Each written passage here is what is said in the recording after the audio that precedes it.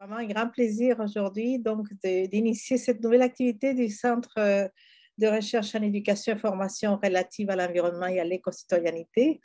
Alors, nous avons aujourd'hui le plaisir d'accueillir la professeure María del Carmen Martínez Silva, qui est enseignante en éducation préscolaire et normale au Mexique. Et elle qui a initié son travail comme enseignante dans les zones rurales et a ensuite travaillé toujours comme enseignante au jardin d'enfants expérimental qui est en annexe à l'école normale veracruzana. María del Carmen Martínez Silva s'est diplômée en éducation préscolaire de l'école normale veracruzana Enrique Rebsamen et il a une spécialité en études pédagogiques et une maîtrise en formation des enseignants et enseignantes de l'éducation de l'Université pédagogique de Veracruz. Elle est actuellement doctorante en recherche éducative à la Universidad de Veracruz. Aussi, elle fait partie du comité éditorial du journal EduCiencia de Veracruz. Par ailleurs, elle a participé en tant que conférencière à divers événements académiques sur des sujets liés à l'éducation préscolaire et à la formation des enseignants et enseignantes. Ses principales publications comme auteur et co-auteur sont une approche de la pratique éducative des enseignantes et des enseignants d'une école normale, l'éducation scientifique des enfants avec une perspective écologique et sociale pour la formation de l'éco-citoyenneté participative, et les applications pour un regard transformateur dans la recherche en éducation. Ces axes de recherche se sont concentrés sur la formation des enseignantes et des enseignants en éducation relative à l'environnement auprès des enfants. Dans le cadre de sa formation au programme doctoral, elle effectue un séjour de recherche académique au Centraire sous la direction de Gina Thésée, Adolfo et de l'équipe des Centraires. Elle nous présente aujourd'hui un rapport partiel de sa recherche doctorale sur l'éducation relative à l'environnement et la science au niveau préscolaire, sur les cas particuliers de l'école expérimentale à Jalapa. L'objet d'étude de sa recherche, en tout cas, elle nous en parlera davantage, mais c'est la pratique pédagogique dans un contexte éducatif. Puis il va nous proposer, en fait, de nous présenter une proposition pédagogique méthodologique où les enfants participent à la recherche et quelques indicateurs pour en fait cheminer vers une éducation relative à l'environnement plus critique et située dans le contexte actuel d'urgence socio-écologique. Alors voilà, je laisserai donc avec nous notre invitée María del Carmen Martínez Silva. À toi la parole, Marie-Carmen. Merci beaucoup Isabelle pour ces mots. Je suis très contente d'être aujourd'hui avec vous. Mais en même temps, je m'excuse, je ne suis pas à la salle de l'OCAM, mais a été le meilleur choix pour tout, non? Et aujourd'hui, nous avons un escenario incertain tout le temps. Et c'est la raison pour laquelle nous avons rencontré en ligne. Je suis très contente, merci beaucoup. Et je ne suis un francophone, je suis mexicaine et ma langue maternelle est l'espagnol. Mais je vais faire mes meilleurs efforts pour parler en votre langue. Si quelque chose pas clair, vous pouvez faire la question et je vais demander pour l'aider de mes collègues pour traduire l'information. Et bien sûr, je vais présenter mon rapport partiel de recherche. Et merci beaucoup à qui a été possible cette rencontre. Merci Isabelle, merci Gina et Ur.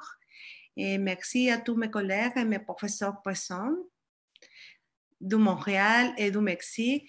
Je vais parler sur le progrès de ma recherche doctorat. Et le plan de la présentation, c'est avec deux moments.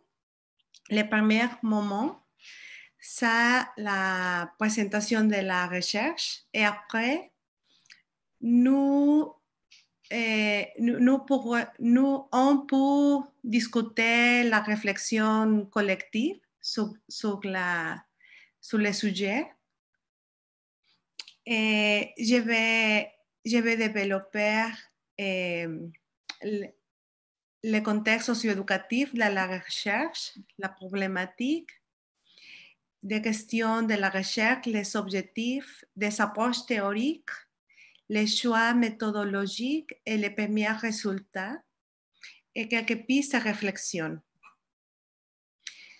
Comme Isabelle a dit, je suis mexicaine et je viens de l'État de Veracruz, qui est un État qui se trouve au sud-est du Mexique.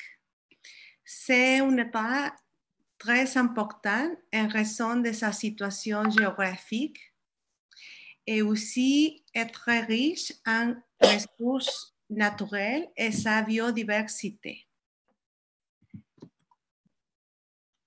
Une caractéristique importante est le mélange d'influences autochtones, européennes et afro-normandes dans les domaines culturels, gastronomiques et artistiques.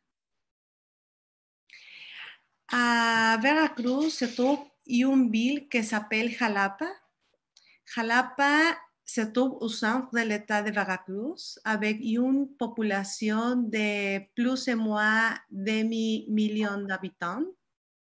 Les principales activités économiques sont le commerce, les bureaux gouvernementaux et l'éducation, parce que Jalapa, c'est la capitale de l'État de Veracruz et a reçu le titre de ville de fleurs pour la beauté et les couleurs de sa végétation.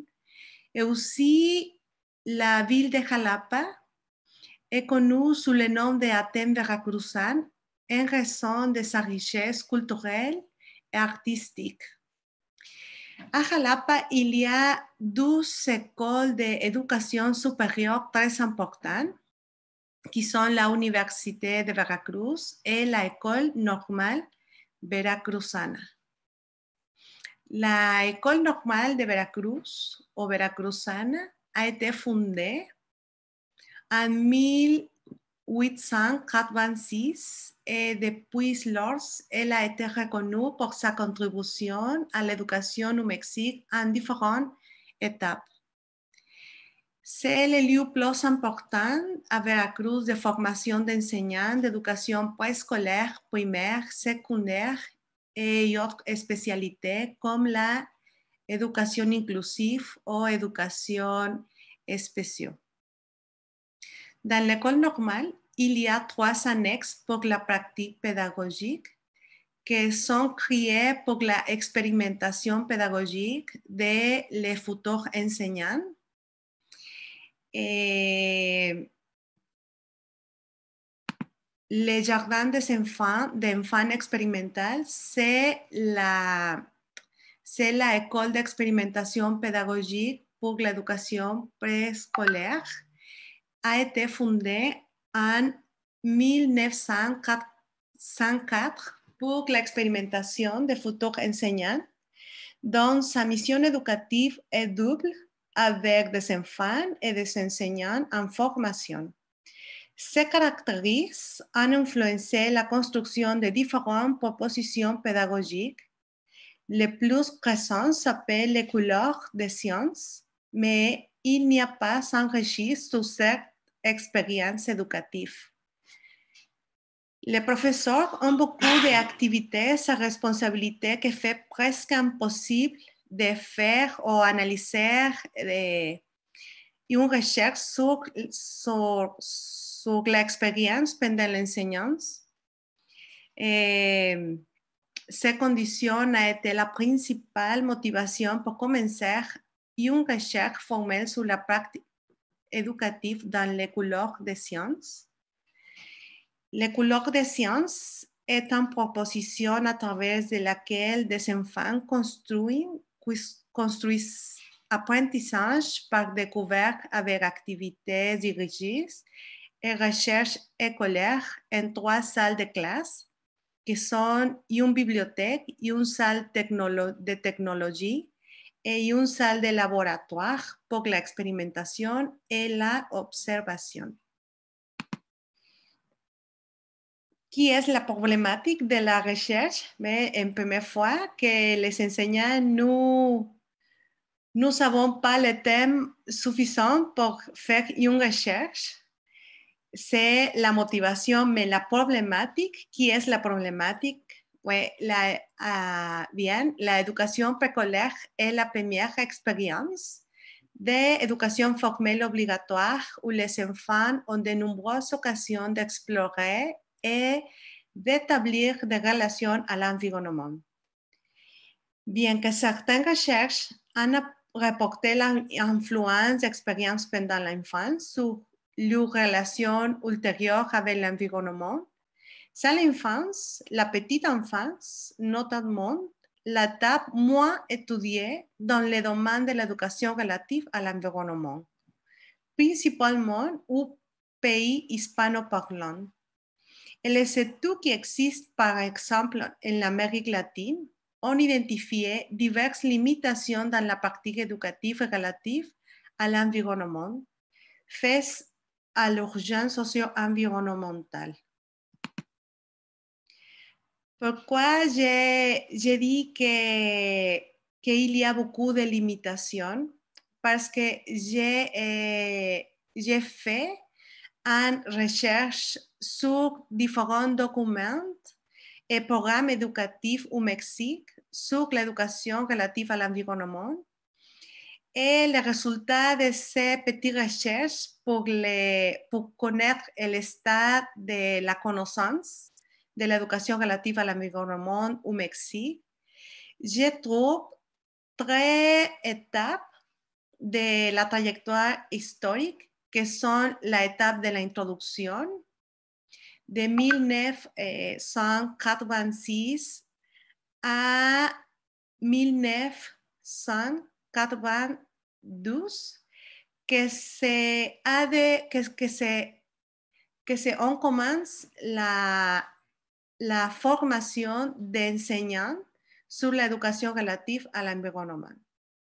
Mais l'approche présente durant ces périodes sont l'approche naturaliste et l'approche conservationniste, qui sont comme la base sur laquelle s'est offert la formation pour les futurs enseignants et pour les enseignants qui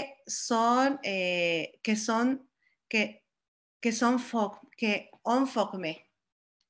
Et après de cette étape de formation de les enseignants, a commencé une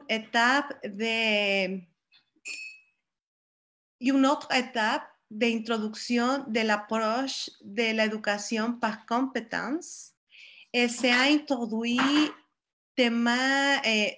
quelques sujets plus importants comme l'échange climatique, mais la formation que s'est offerte à les professionnels de l'éducation a été centrée sur l'information scientifique, mais non sur la transformation et l'échange de l'attitude ou de la manière d'habiter la Terre.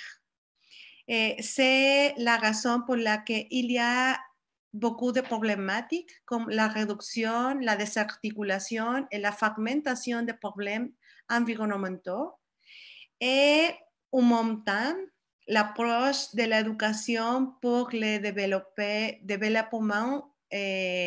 durable a venu à réduire plus la transformation socio-écologique que nous avons de faire, que nous devons de faire. Désolé. Par conséquent, sont les approches naturalistes et de conservation hégémoniques dans le programme scolaire depuis 1986 à nos jours au Mexique. Et pour ces raisons, ces recherches analysent la pratique éducative liée à l'environnement à travers de l'expérience d'enseignants et d'anciens élèves qui ont été sous-estimés dans leur capacité d'action ou de participation à la recherche en éducation. Et en même temps,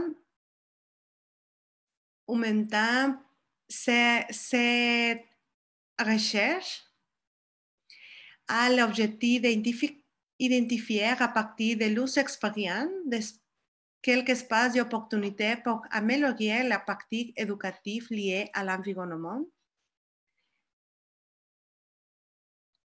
La question de recherche sur ce contexte socio-éducatif sont comment sont les pratiques d'éducation relatives à l'environnement et éducation scientifique dans le jardin expérimental et comment sont-elles liées? Quelles sont les pratiques éducatives qui tendent à préserver les approches traditionnelles de l'éducation environnementale et scientifique au niveau pécolaire? Quelles sont les pratiques éducatives qui tendent à faire la transition vers une éducation plus pertinente face à la crise socio-écologique actuelle? Comment valoriser l'articulation entre la pratique de l'éducation à l'environnement et l'enseignement scientifique pour la formation de citoyens plus empathiques et engagés dans l'environnement? De ces questions, on déduit un objectif général et trois objectifs particuliers. L'objectif général est analyser les liens entre les pratiques d'éducation relative à l'environnement et l'éducation scientifique dans le projet d'intervention pédagogique Les couleurs de la science, par identifier des espaces d'opportunité pour renforcer ces pratiques à travers de la co-construction de critères pédagogiques pour la formation de citoyens plus empathiques et engagés dans l'environnement. Le premier objectif particulier est faire référence à documenter les pratiques pédagogiques de l'éducation environnementale. Et le deuxième objectif particulier, ça fait référence à identifier les espaces d'opportunité et les limitations pédagogiques dans l'intégration d'une éducation environnementale et scientifique située, critique et complexe dans la pratique éducative. Et finalement, le troisième objectif particulier fait référence à la co-construction de critères pédagogiques pour renforcer les liens entre l'éducation relative à l'environnement et l'éducation scientifique dans le contexte socio-éducatif du jardin expérimental à Jalapa. La co-construction à laquelle j'ai fait référence est à la construction avec mes collègues et mes anciens élèves qui participent à la recherche que je vais développer après, et qui sont les approches théoriques qui soutiennent cette recherche. Premier point, j'ai fait référence à la capacité d'enseignants et d'élèves de rendre vivant le curriculum à travers de la pratique éducative. ¿Qué signifie ça? Que les enseignants et les élèves, comme sujets sociaux de l'élaboration dynamique d'un curriculum, sont actifs et ils transforment lo que reçoivent del curriculum formal y ese proceso es connu comme le nom d'appropriation et le transforme à la pratique éducative. L'appropriation, c'est un processus qui fait référence à un constant mouvement et se considère le curriculum pas fixé parce que le curriculum se fait vivant pour les actions des élèves et des enseignants. Mais il y a 5 caractéristiques pour faire l'appropriation d'un curriculum et la transformation originale, que sont la relativité des connaissances, la pensée critique, l'apprentissage professionnel continu que fait référence à la capacité des enseignants de construire des connaissances pédagogiques à partir de su expérience pratique. Et c'est une condition constante. Et aussi la socialisation bidirectionnelle, où les adultes socialisent à des enfants, mais aussi des enfants pour socialiser à des adultes. Parce que l'éducation traditionnelle s'est centrée en l'action des adultes sur les enfants.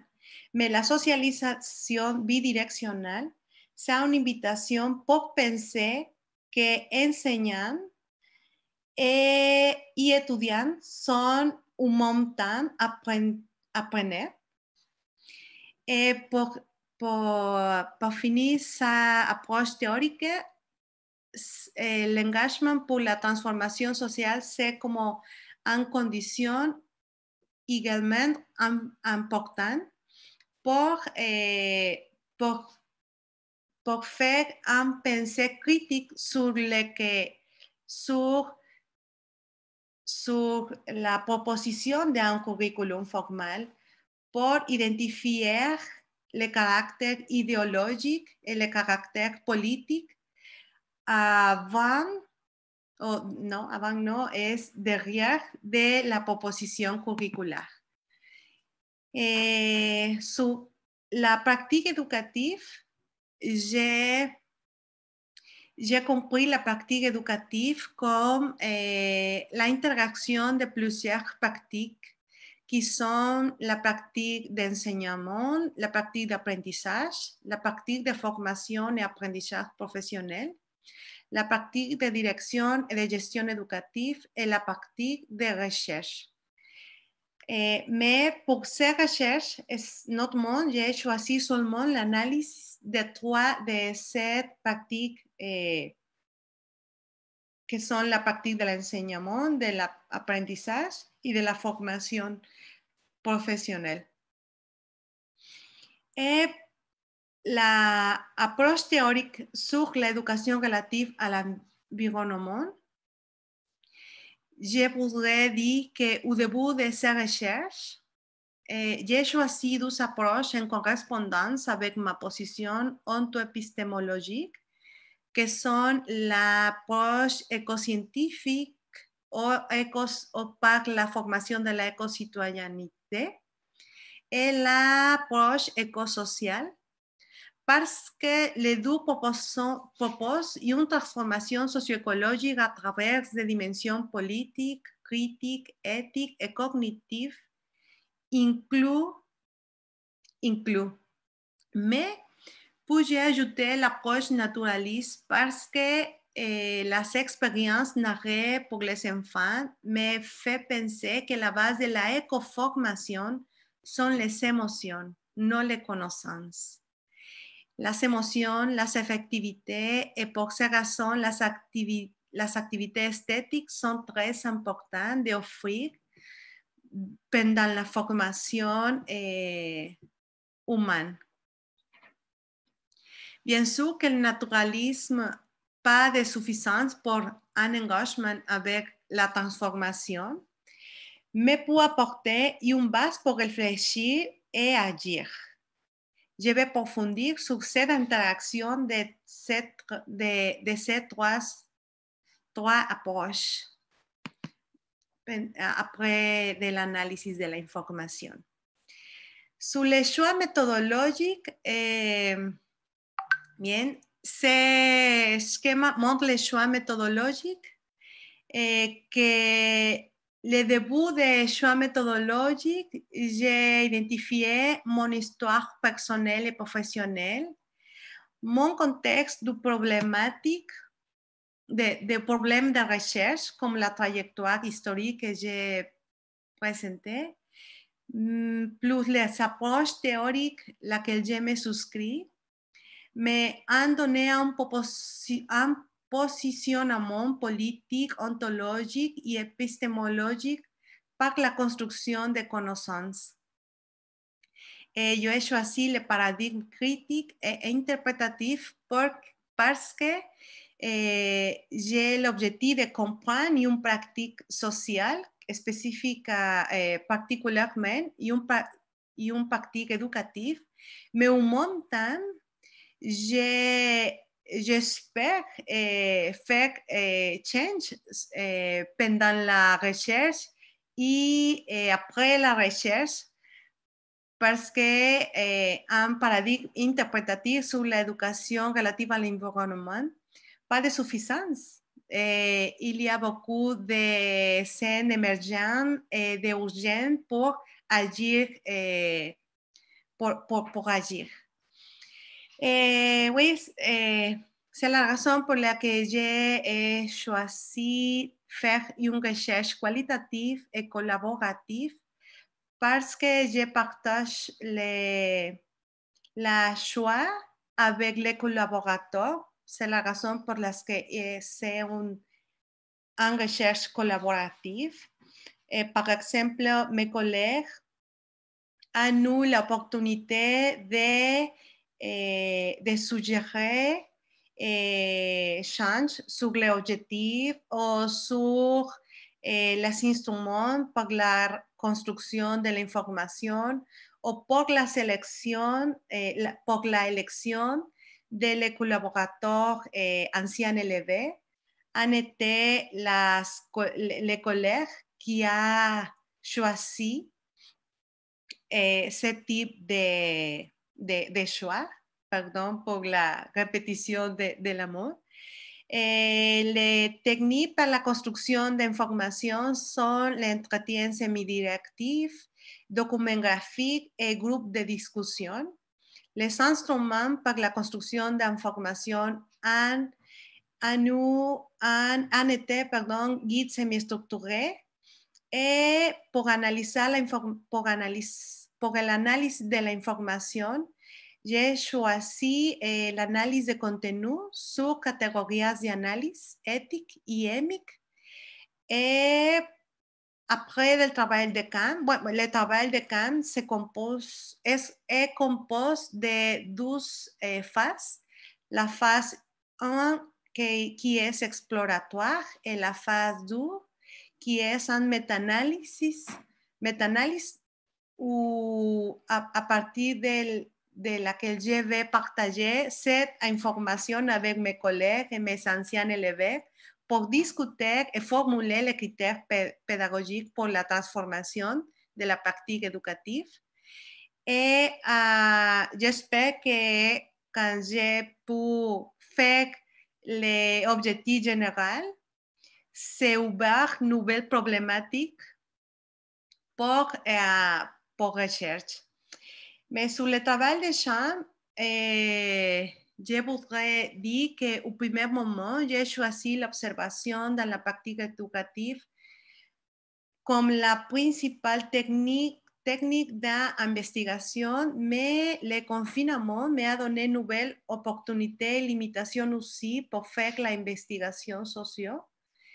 Une opportunité a été la signification que les participants font ou son expérience et qu'ils expliquent eux-mêmes comment a été son expérience, qui est différente de l'observation parce que les collaborateurs ou les participants ont eu l'opportunité d'être ils-mêmes,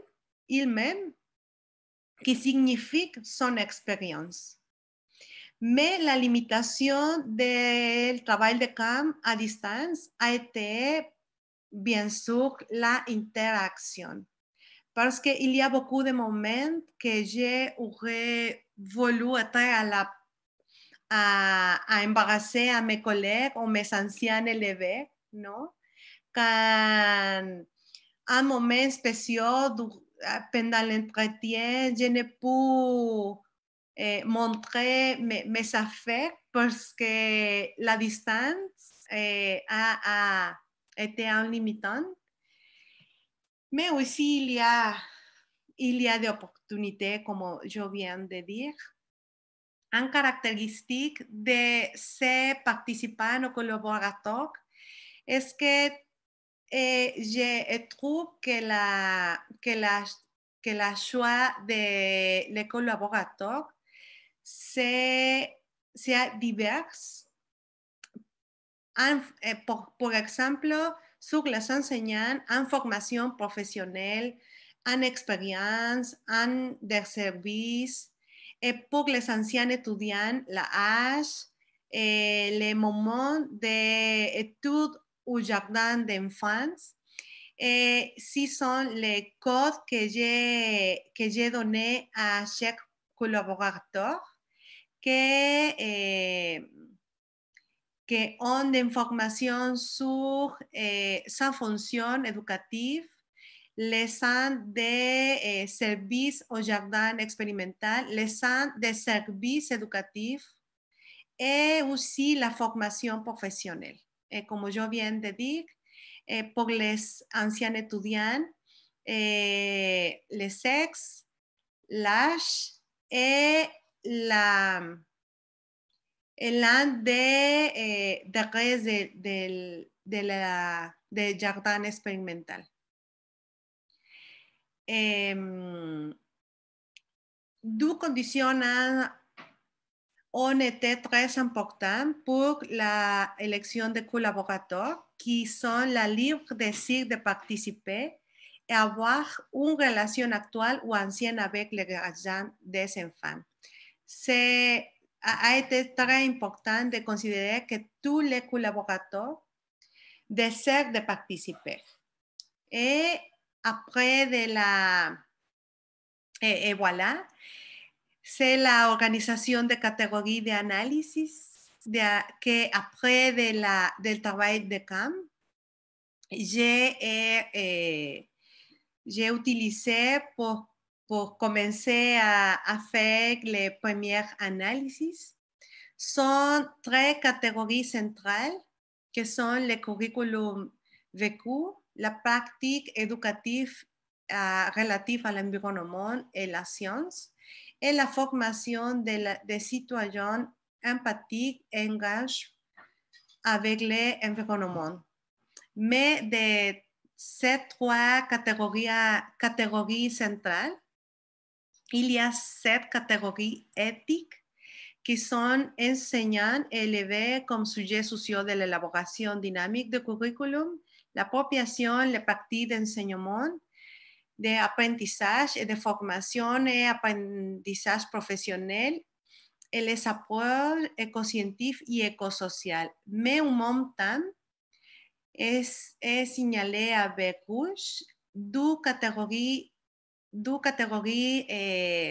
émiques que fait référence à que je n'avais pensé, mais pendant les entretiens, je peux regarder son importance pour les participants. Les confinements, que sont les confinements et les dimensions esthétiques et affectives d'une approche naturaliste.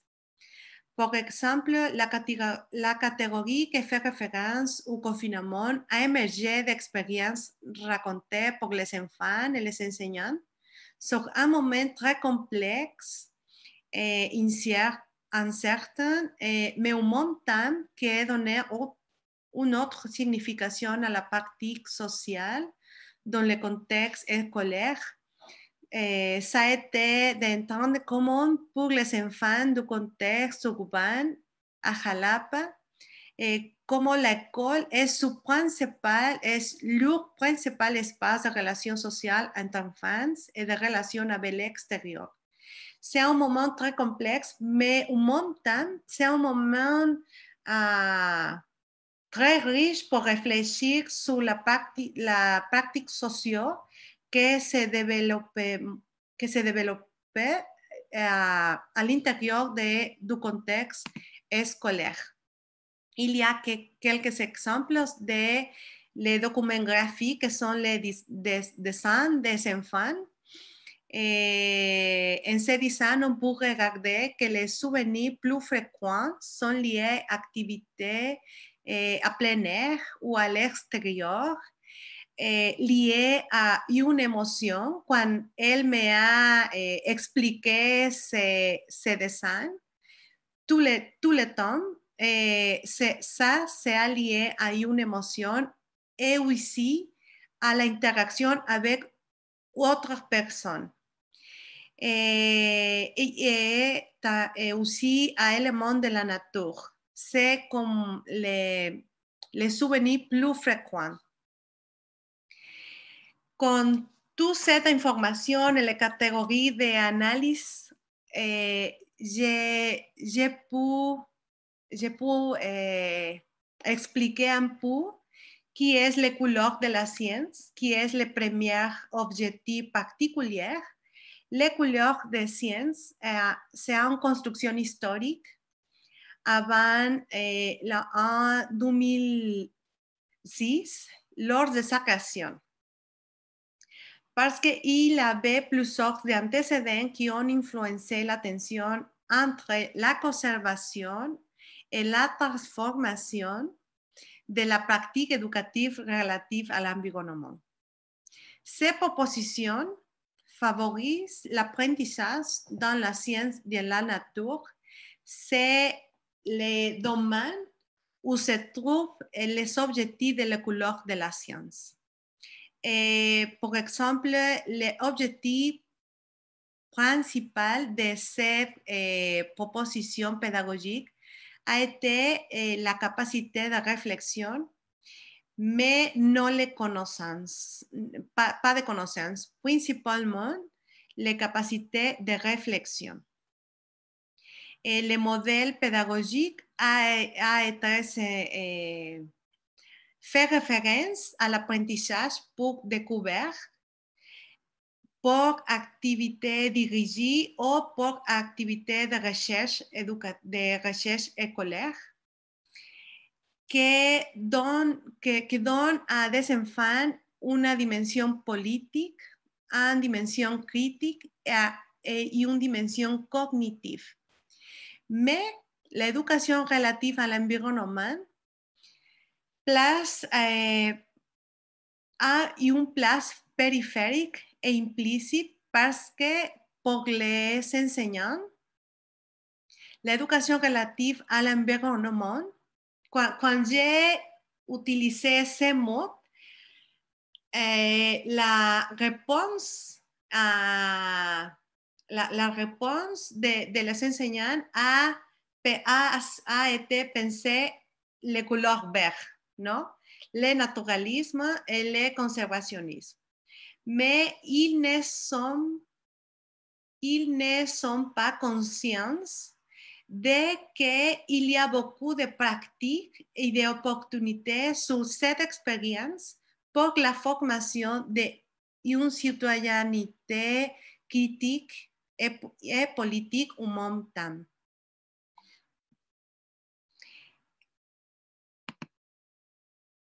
Bien, c'est la séquence didactique que les enseignants utilisent avec des enfants. Le premier moment est penser en question intelligente. No quelques questions, non. En question que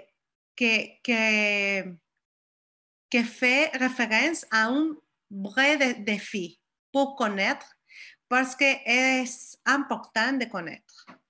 Et un deuxième moment de l'enregistrement de ces questions après la recherche des réponses avec la technologie, avec livres, avec l'observation, l'expérimentation ou l'interaction avec d'autres personnes comme entretien. Après de ces recherches d'informations des enfants, des enfants faire l'enregistrement de l'information et finalement, elle partage l'information avec des autres copains. De cette information, est-ce que j'ai pu faire une proposition alternative que je vais discuter dans les suivantes étapes de méta-analyse avec mes collègues, mais je peux identifier que d'un lieu périphérique de l'éducation relative à l'environnemental, nous pouvons prendre l'éducation au centre de l'action éducative et inclut une autre dimension très importante à partir des expériences des élèves et de mes collègues, que sont la dimension sociale et la dimension affective. Sont très importantes les pratiques sociales que se développent dans l'éducation préscolaire parce que de ces pratiques sociales, parce qu'il y a beaucoup d'occasions que sont seules cette opportunité pour l'interaction avec d'autres personnes, non? Et aussi la dimension affective, c'est très important parce que c'est comme les cours de l'action. C'est comme la base de l'action des enfants. Donc, les premiers modèles que j'ai partagés sur les couleurs de la science, les domaines de l'éducation relative à l'environnement, c'est lié à la science de la naturelle, mais avec ces propositions, l'éducation relative à l'environnement, c'est lié à la développement personnel et social des enfants. Et l'objectif central serait la formation humaine. Et je suis certaine de que le modèle, de que la stratégie didactique de la recherche écolaire, c'est une bonne stratégie parce que lui donner plusieurs opportunités à des enfants d'essayer la démocratie parce que son voix sont écoutées et parce qu'il choisit qui voulait recherche. Mais la recherche, c'est un route de l'éducation relative à l'environnemental pour la formation des citoyens. Mais n'est la seule route parce que les activités à plein air, comme je viens de dire, sont très importantes pour offrir à les enfants, et principalement aujourd'hui que le confinement n'est fini au Mexique et qu'il y a beaucoup d'enfants qui sont à la maison sans opportunité. Et quand nous avons eu l'opportunité d'aller à l'extérieur, l'insécurité, par exemple, au Mexique, est une condition que fait limitation pour des enfants d'établir relation avec l'extérieur, non? Je viens de dire c'est comme professeur et comme mère que suis et qu'aujourd'hui que je suis ici à Montréal et j'ai venu avec ma famille et j'ai regardé à mes filles que les premiers jours, elles n'allaient pas, elles ne sont pas allées à l'extérieur parce qu'elles n'ont l'habitude de faire l'activité à l'extérieur sin la mediación de un adulto, ¿no? C'est une condition que le professeur doit réfléchir parce que l'école, c'est pour plusieurs d'enfants la seule occasion de cette expérience formative. Quelques pistes de réflexion, mais je pense que les ressources technologiques, ni la formation académique, ni les programmes éducatifs sont les conditions nécessaires pour offrir une vraie formation humaine à des enfants, à notre enfance. Je pense que la capacité créative et intellectuelle de l'enseignant est une condition élémentaire pour transcender les approches hégémoniques et elle est composée de 3 éléments à partir de las expériences narrées de mes collègues, que sont la réflexion permanente, la envie d'apprendre, qui inclut être humble et sensible à l'enfance, et finalement l'engagement pour une éducation transformatrice. Les professeurs qui ont plus de 20 ans de services éducatifs sont eux qui ont le plus réfléchi sur le pratique éducatif. Mais on ne peut pas attendre 20 ans pour développer ces capacités critiques. La formation des professeurs doit garantir la pensée critique et en même temps transcender les conceptions hégémoniques relatives à l'environnement. Est urgent de reconnecter avec la vie. Quand j'ai questionné à mes collègues et des enfants sur qui est l'environnement pour toi, il y a beaucoup de réponses qui sont jusqu'à un objet d'étude à la vie, non? Un objet d'étude ou un lieu pour soi, ou la nature, ou tout ce qui nous entoure, ou les sociaux et la nature, ou nous-mêmes, ou la vie.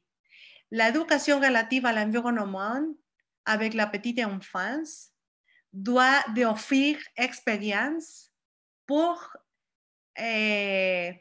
faire une conception de l'environnement comme un lieu de vie. Un lieu de vie que nous devons défendre et que nous devons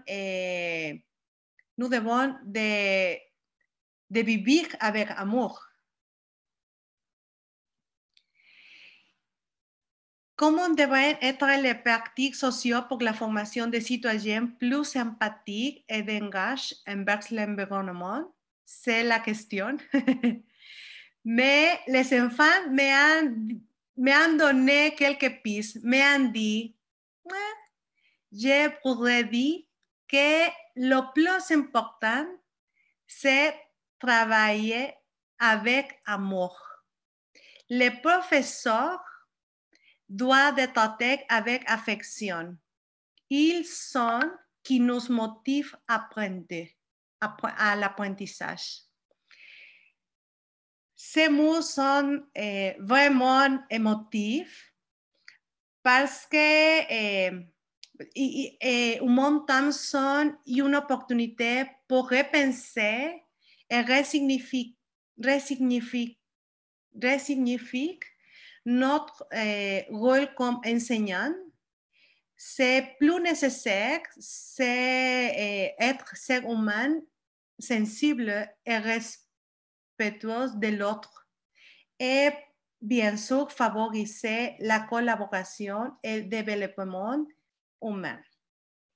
Et pour ce moment, c'est tout de ma présentation. Il y a ici la référence bibliographique que j'ai utilisée dans cette présentation. Merci de votre attention. Je m'excuse pour les demandes de la langue, mais pour la discussion collective, nous pouvons développer plus cette information. Merci beaucoup, Marie-Carmen. D'abord pour ton courage et en fait, d'accepter de présenter en français. On sait très bien, personnellement, je sais très bien à quel point c'est un défi immense que de présenter dans une autre langue, surtout lorsque on la connaît. On n'est pas dedans tous les jours, puis on ne la connaît pas tellement, mais en fait, tu t'es exprimé avec grande richesse et puis fluidement. Et je ne doute pas que tout le monde a bien compris puis a réussi à suivre tes idées. En tout cas, merci beaucoup pour cette présentation riche et qui nous mène dans un univers enfin, qui intéresse beaucoup de ceux qui sont autour de la table. Et je vois plusieurs têtes connues qui sans doute ont un intérêt très particulier sur cette recherche fort pertinente et qui est déjà, même à ce stade initial d'analyse des résultats préliminaires, dégage un certain nombre de réflexions qui suscitent sans doute des questions puis qui nous interpellent et sur, entre autres, la question de la place centrale des liens affectifs dans la démarche en fait d'enseignement et la place qu'elle joue déterminante pour créer des conditions favorables à l'apprentissage, mais aussi au développement des liens au milieu. Un autre élément, sans doute, à faire ressortir, qui me paraît central de ce que tu évoques, c'est dans le contexte particulier des Jalapa et des Mexique peut-être, la responsabilité de l'école dans la découverte ou l'exploration du milieu naturel ou du milieu de vie carrément, parce que ce n'est pas que le milieu naturel, mais sortir de l'école et aller dans le milieu de vie. Donc, sans doute, il y a là aussi un aspect absolument fondamental à considérer dans les choix pédagogiques qui est très spécifique à ces contextes et à ces conjonctures aussi de sécurité qui vit le pays, qui vit la ville et qui fait en sorte que les jeunes ou les enfants sont habités par un sentiment d'inquiétude ou d'insécurité.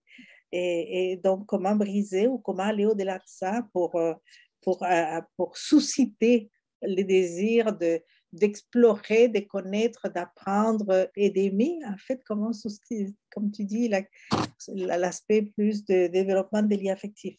Sur ce, écoutez, félicitations pour cette présentation. Je me joins aux félicitations de Gina qui a exprimé par les clavardages aussi sa réaction par rapport à ta présentation. Puis, on voudrait ouvrir aux participants. Est-ce qu'il y aurait des questions, des commentaires? L'idée, c'est de pouvoir rentrer dans un moment plus dynamique. Alors, on ouvre ça. Si vous voulez bien lever vos mains, soit ça va être plus facile par la petite main de réaction que vous trouvez dans la marche inférieure du Zoom. Et ce serait bien aussi si vous ouvrez vos écrans pour qu'on puisse vous voir. La plupart, et on voit juste vos noms. Alors, on apprécierait voir vos visages également. Gina, peut-être tu voudrais ajouter un mot? Merci Isabelle. Encore une fois, félicitations à Marie-Carmen. Vraiment, Marie-Carmen, j'ai hâte de donner une conférence comme ça en espagnol, comme tu as fait. Je n'en suis pas là du tout. Vraiment, félicitations encore. Waouh, chapeau. Peut-être que commencer, Marie-Carmen, nous avons eu l'occasion avant cela de discuter de ton projet, etc. Alors, il y a un volet de nos discussions qui m'a semblé intéressant, c'est la tension que tu vois et que tu as vécue et que tu vis encore ta position émique et ta position éthique dans le projet de recherche. Donc, à la fois comme ex-enseignante de l'école et à la fois chercheur maintenant qui fait sa recherche sur la pratique éducative dans ce contexte-là même. Est-ce que tu pourrais partager avec nous ce que tu m'avais dit lors de nos discussions entre la tension entre position émique et position éthique de chercheur? Oui, bien sûr, Gina, c'est une bonne question parce que comme j'ai dit au début, je suis un professeur de l'éducation préscolaire et je suis part de l'histoire des jardins d'enfants à l'école normale. Et au début de la recherche a été très difficile comment faire le distanciement de ma posture comme professeur, mais au même temps, utiliser sa posture, non? C'est comme un dialogue dynamique tout le temps, de réfléchir si cette information que j'ai vue, c'est ma point de vue ou c'est le point de vue des autres, ou c'est le point de vue de l'approche théorique, non? C'est un exercice tout le temps de réfléchir et réfléchir et réfléchir et de faire un mélange entre mon approche empirique et mon approche théorique, qui a été l'approche théorique l'opportunité de faire comme le distanciement. Parce que je suis certaine que si vous me faites quelques questions 5 ans avant de cette recherche, je pourrais penser que l'éducation relative à l'environnement c'est lié à las actions vertes, non? Parce que a été la formation professionnelle comme enseignant. Mais après de la révision de la littérature, de compris bien que l'éducation relative à l'environnement, c'est l'éducation, c'est une éducation que est transversale, c'est le mot correct? Oui, c'est que c'est transversal, que no es un domaine específico, sino la educación por la transformación y por la vraie développement humain, ¿no? Ha été un dialogue constant de réflexion, d'aller, de rentrer, ha été hallucinant, vraiment une grande opportunité d'étudier le doctorat et aussi d'être ici au centre parce que je trouve beaucoup de recherches, de réflexions et d'informations qui m'ont inspiré pour faire sa recherche. Est-ce qu'il y aurait d'autres questions? Sarah, toi qui as des intérêts aussi pour les milieux préscolaires, on est dans un tout autre contexte si différent, si contraignant. Oui, c'est justement, je voulais dire, Maria, c'est très intéressant. Et comme tout ce que tu racontais, c'est comme, à cause que je fais de recherche dans un autre contexte, mais sur l'éducation à la petite enfance et comme éducation relative à l'environnement pour rentrer dans les jardins d'enfants en Afghanistan, en fait. Et ce qui était vraiment étonnant et intéressant pour moi, c'est que comment ça peut changer d'un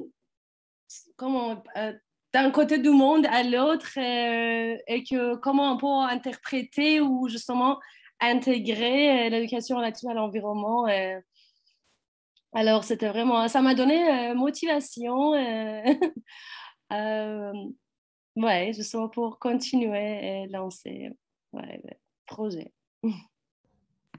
Ah, merci beaucoup, Sarah. Je suis très contente de lier avec vous parce que je pense que nous avons beaucoup de personnes que ont pensé comme la même et que c'est un privilège de rencontrer, non? Avec Oui. pour moi, ces conférences ou ces rencontres, c'est comme un prétexte, non? Oui, surtout qu'on n'est pas beaucoup en petite enfance ou préscolaire. Oui. Alors, oui, merci beaucoup vraiment. Merci à vous, Sarah. Puis, c'est dans le cas de l'étude de Sarah, peut-être, c'est ça, il y a cet aspect aussi des contributions de l'éducation à l'environnement, à la construction d'une culture de la paix dans un contexte dominé par la guerre et par des tensions, des violences assez extrêmes.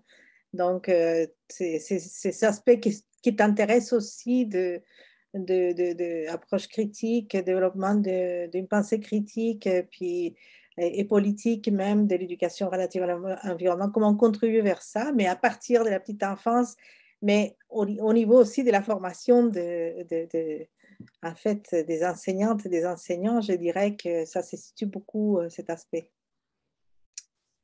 Est-ce qu'il y aurait d'autres commentaires, d'autres questions? Yvette? Oui, moi, je voulais dire que c'était très intéressant et c'est rare qu'on puisse avoir des témoignages comme ça qui concernent le préscolaire. Et je me dis que vous gagneriez beaucoup à vous mettre en contact avec Martine Châtelain qui était là, qui est une prof absolument exceptionnelle. Je ne sais pas si vous la connaissez et qui a fait beaucoup au niveau de l'éducation relative à l'environnement, au niveau de la sensibilisation à l'eau. C'est le prof le plus exceptionnel que je connaisse en préscolaire. Plusieurs d'entre nous la connaissent d'ailleurs, Martine Châtelain, et puis ça serait bon de les mettre en contact. Merci beaucoup, Jacqueline. Je crois qu'Yvette, est-ce que tu souhaitais apporter un commentaire ou question? Oui, félicitations, Maria del Carmen. Oui, oui, j'ai pensé une chose quand, si par exemple dans le contexte au Mexique, comme dans l'autre contexte en Amérique latine, il y a aussi une sorte d'interculturalité entre les savoirs qui viennent plus de l'hégémonique avec ce qui viennent les savoirs ancestraux. Donc, c'est ça que je voulais savoir. Je ne sais pas si tu as une réflexion. Oui, Beth, c'est une bonne question parce que malheureusement, le curriculum national de l'éducation préscolaire, c'est une proposition hégémonique, non? Que prend en connaissance sur autre connaissance.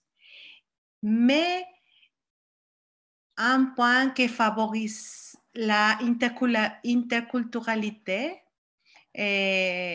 dans l'éducation préscolaire est que les programmes de ce niveau éducatif au Mexique est ouvert et est flexible. Que ça signifie que les enseignants peuvent choisir que vont enseigner. Qui sont les sujets que considèrent plus importants. Le curriculum au niveau préscolaire fixe les objectifs, mais nous la route, mais pas de groupe, pas de sujet, pas de matériel didactique, pas de stratégie. C'est les professionnels de l'éducation qui prennent tous les choix.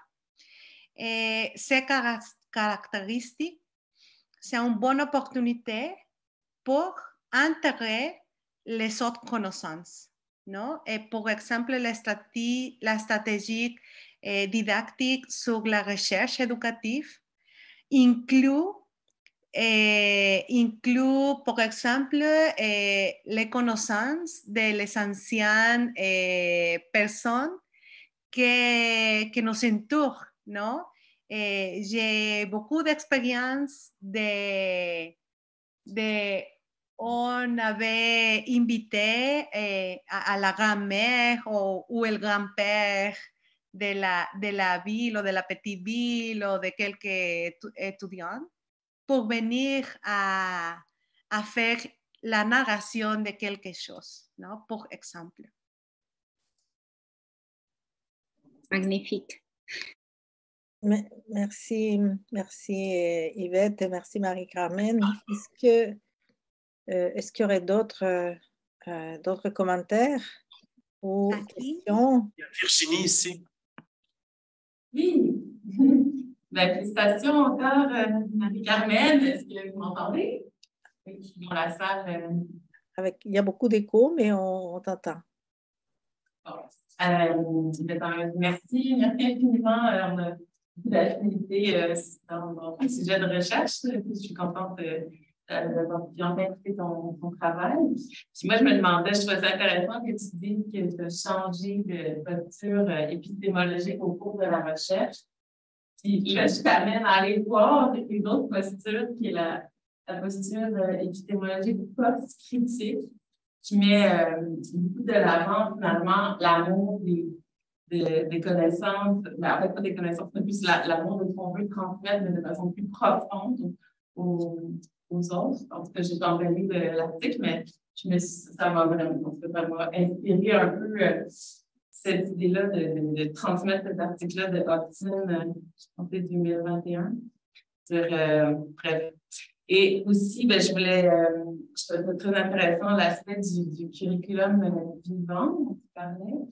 Et par rapport à ça,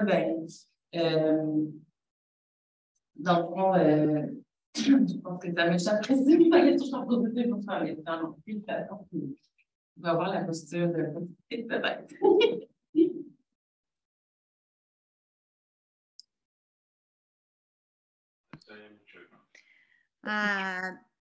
Virginie, je n'ai pas bien compris. Je crois que c'était plutôt un commentaire qu'une question. Ah, d'accord.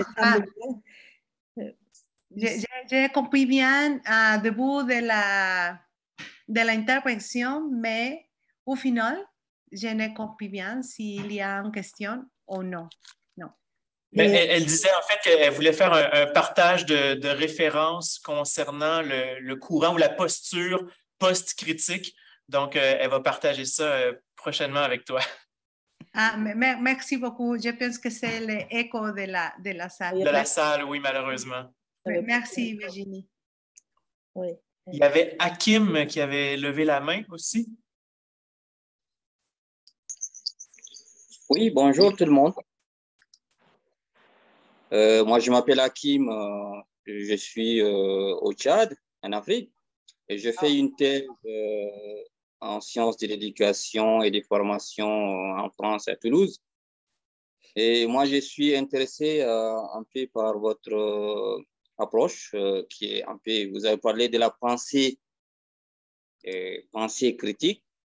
Et je voudrais comprendre comment vous faites cette pensée critique dans une phase expérimentale avec les enfants.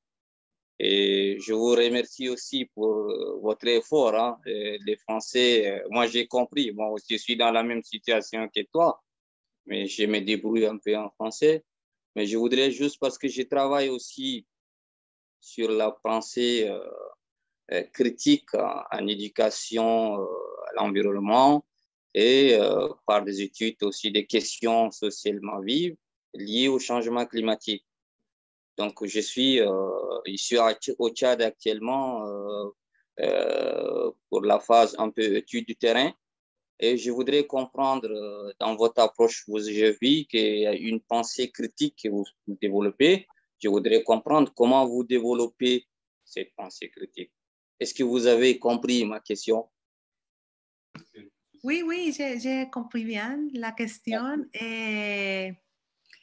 Mais ouais, l'inspiration pour la pensée écrite, c'est Freire. C'est comme la littérature où je trouve toute la proposition d'établir une relation comme horizontale entre les enseignants et les étudiants, non? C'est le premier point. Mais pour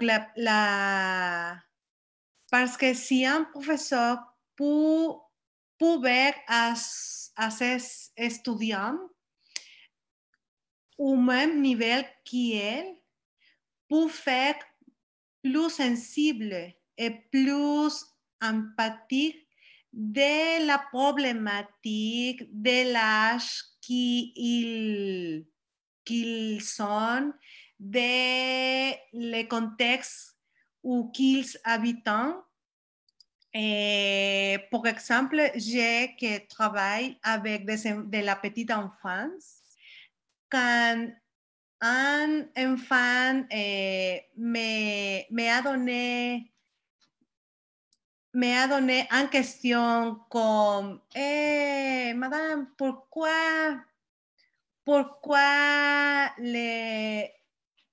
il y a beaucoup d'insectes aujourd'hui?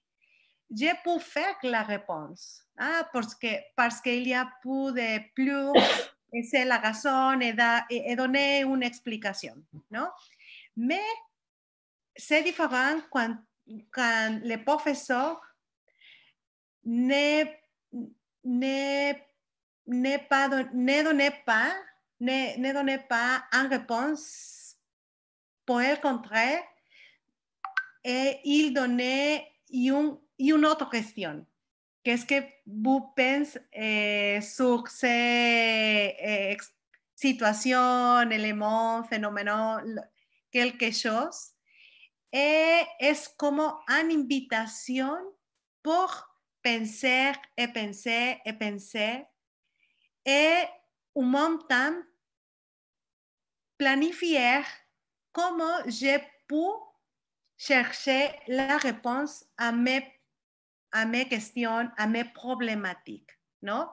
Mais c'est de plus en plus, es como, no sé si lo dije bien, poco a poco, mais es como ensayar de faire la réflexion avec des enfants con cette stratégie. Cette simple stratégie de no donner la réponse, de faire plus questions, ¿no? Et d'essayer avec des enfants comment chercher la réponse à ces preguntas et en même temps valider que toutes les questions sont importantes pour les enfants. Parce que nous sommes normalement un lieu de supériorité pour plus, ¿no? Nous connaissons tout et non. Nous sommes apprentis comme les enfants. Je pense que c'est comme la principale condition pour développer la pensée écrite. Penser que les enfants peuvent penser, qu'ils pensent bien, et es important de donner les opportunités pour discuter sa question, mais en même temps pour ser sensible à l'âge des enfants, non? Au niveau méthodologique, peut-être un petit... Vas-y, Gina. Merci, Hugues. Merci, Isabelle. Une petite question, Marie-Carmen. Nous sommes aujourd'hui le 21 juin. Tu sais que c'est la journée nationale, internationale des peuples autochtones. Alors, j'aimerais savoir, dans dans ce nouveau modèle que tu comptes proposer pour l'éducation relative à l'environnement dans ton contexte socio-éducatif, selon toi, quelle place faire pour les savoirs autochtones, pour les savoirs indigènes, autochtones dans ces nouvelles pratiques éducatives, dans cette manière d'intégrer l'éducation relative à l'environnement, non plus à la périphérie, mais au centre de l'éducation à la petite enfance dans ton école? Oui, Gina, c'est très important lo que tu viens de dire sur les connaissances des autochtones et des autres groupes au Mexique, comme les afrodescendiants, que han été exclus del currículum officiel au Mexique parce que l'éducation au Mexique a été conditionnée pour la politique éducative internationale, non? Quand j'ai partagé que l'école normale s'est fondée en 1886 au Mexique, c'est une étape del Porfiria. Je ne suis certaine si est-ce que vous connaissez ce moment. C'est un moment d'un dictateur au Mexique pour 40 ans, plus ou moins, qu'il a aimé la culture française et il a installé l'éducation au Mexique sur un modèle français, non? Mais avant, l'éducation catholique au Mexique avait fait une autre contribution pour faire à un autre côté la connaissance des premiers autochtones. Mais je pense que si un professeur peut être la pensée critique, le curriculum pas nécessaire. Parce que les objectifs de l'éducation viennent du contexte, viennent de las expériences des élèves, viennent de la communauté, viennent de la société où les professeurs travaillent, non? Je pense que ces propositions que j'ai partagées aujourd'hui est une opportunité pour ouvrir le curriculum à haute connaissance, non? De valoriser toutes les connaissances et non seulement les connaissances académiques organisées sur un curriculum formel. C'est la raison pour laquelle j'ai parlé d'un curriculum vécu, parce que finalement, dans la salle de classe, l'enseignant et les étudiants choisissent beaucoup de choses. Merci, merci Marie-Carmen. Sans doute que la question de Gina amène aussi à considérer la perspective d'intégration à la formation des enseignants, parce que je crois que finalement, ce que tu mets en évidence, c'est la responsabilité de l'école, mais aussi l'importance de la formation des formateurs. Alors, c'est là où la décolonisation des savoirs devrait trouver une place. Donc, c'est là où on devrait s'inspirer des épistémologies du Sud, de l'idée des dialogues des savoirs, d'interculturalité, etc. Alors, voilà, en tout cas, je ne sais pas si vous avez d'autres questions. Sans doute au niveau méthodologique, je n'ai peut-être pas saisi bien à quel point la collecte des données incluait également une exploration de la communauté éducative, donc d'aller au-delà de l'école même pour aller voir les acteurs du milieu qui, d'une manière ou une autre, œuvrent vers l'école ou avec l'école et quelle place, quel rôle, quelle signification ils ont justement dans cette perspective de contribuer au développement d'une éco-citoyenneté puis d'un engagement. Mais ce sera exploré. Je crois qu'on est rendu à presque 4h30, à l'heure qu'on avait envisagé pour finaliser cette activité.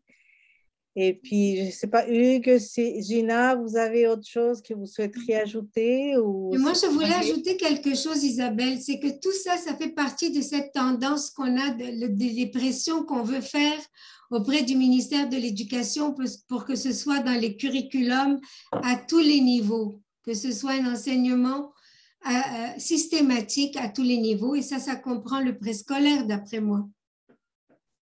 Absolument, absolument. L'écologisation donc de la formation et de l'envisager comme une transversale, donc dans une perspective de transversalité, comme Marie-Carmen l'a souligné au départ. Très bien, mais merci beaucoup. Gina, est-ce que tu voudrais dire un petit mot de fin avant de nous quitter? Oui, merci Isabelle. J'aimerais remercier encore une fois Marie-Carmen et la féliciter. Et puis, lui dire qu'en fait, elle nous amène, elle a parlé de transversalité, mais j'aime bien quand Marie-Carmen dit, en fait, l'éducation, et je pense que nous avons des propositions à faire à la Faculté des sciences de l'éducation de l'UQAM et des autres universités du Québec, notamment, en ce qui concerne la formation des formateurs justement en éducation au préscolaire primaire. L'éducation relative à l'environnement, non plus comme une dimension qu'on intègre, non plus comme un élément transversal qui passe de curriculum en curriculum, mais l'éducation relative à l'environnement comme l'éducation elle-même.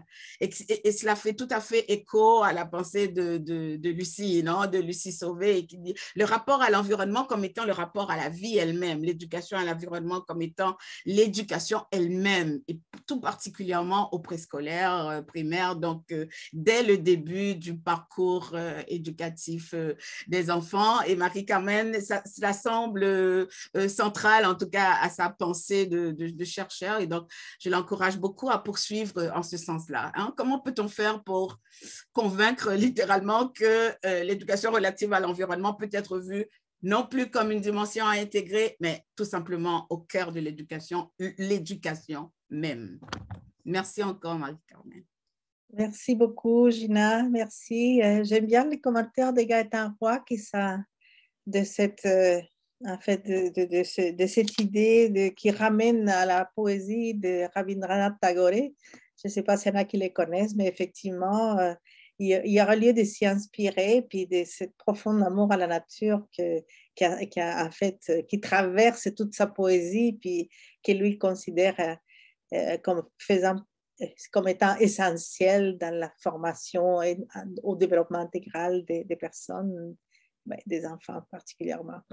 Mais merci beaucoup, puis merci à chacun et chacune. Merci encore Marie-Carmen pour cette présentation si pertinente, puis en fait qui rend compte d'un effort de recherche qui est se multiplier sans doute pour y voir quel effort à mettre au niveau de ce cheminement de tout petit en fait vers l'âge adulte, une âge adulte que l'on veut avec responsabilité, puis respect, puis engagement auprès de la vie. Hein? Effectivement, c'est ça. Merci à tous celles qui sont venues et muchas gracias. Oui, merci. Et puis, on vous invite encore une fois à suivre attentivement les calendriers d'activités du Centraire. Sur notre site web, on affiche régulièrement les activités de notre programmation scientifique. Et probablement, sans doute, notre prochaine rencontre, ça va être à l'automne, et probablement au cœur des journées des LRE qui auront lieu au mois d'octobre. Alors, merci à chacun et chacune, et puis on vous souhaite un très bel été.